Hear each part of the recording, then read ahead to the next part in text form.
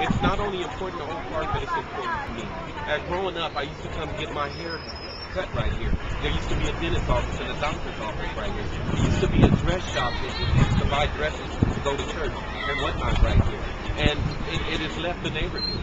So it's important to get this area back active because it's an important part of a seed for this area here in this neighborhood for kids to know that it's active and they can utilize the churches here too. And so do you see a rise in drug addiction with young people? Do you talk to young kids about this? As a matter of fact, I'm very knowledgeable and I talk to them all the time. It seems like this has been a center for homeless to come to and a center for kids to just run amok. And it just needs to be attended to. Okay, and so when you're looking at kids that come in and they say they're homeless or they're on the streets and they also get the problem with drugs, how do you feel like we can help them or guide them? Well, first of all, we show them that there are adults that have been through the same thing that they have been through.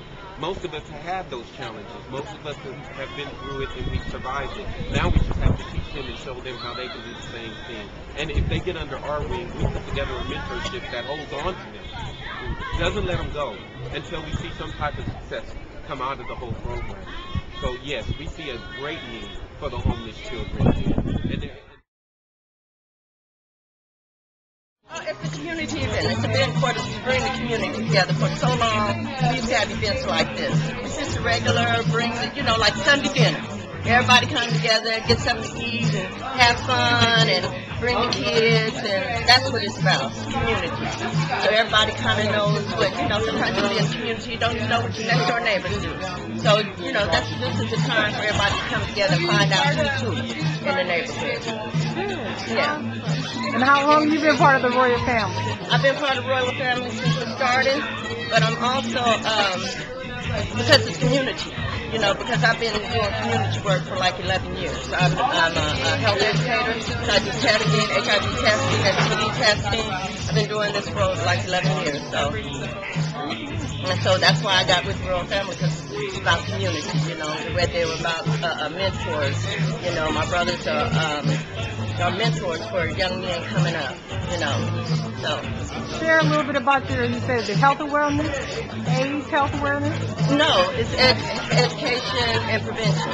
Education and prevention, okay. Of HIV. I got in this field, actually started right here at this particular agency 11 years ago. Walked through the door, volunteered, and just doing outreach. But then when I started learning about HIV and who was affected most by it, I kind of jumped in both feet. I want to know more, because this is my community, and if it's affecting African Americans and we don't know it, so then my job became to get out in the streets and educate our folks and, try to dispel stigmas and myths about HIV, so it make a person easier disclose their status.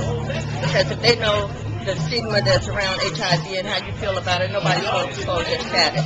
So the rate of infection keeps rising. And tell the people who you are again. My name is Claudia. My handle is Lifeline. Well, today I'm the DJ, but really I'm Raven. I'm the program manager and case manager here at Production Services.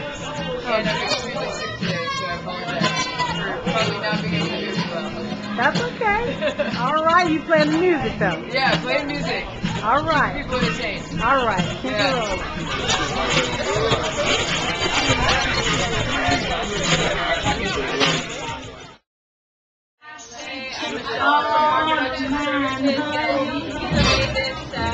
For candy for the kids and basically 2 minutes.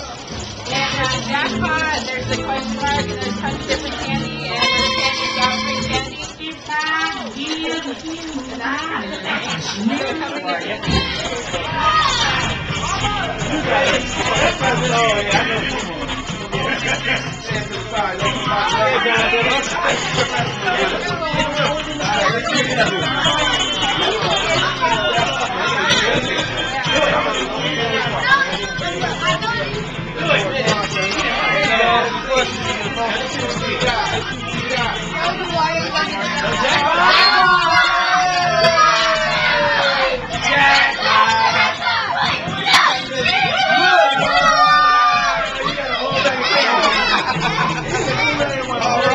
Hold it up. got it. We want a whole bag of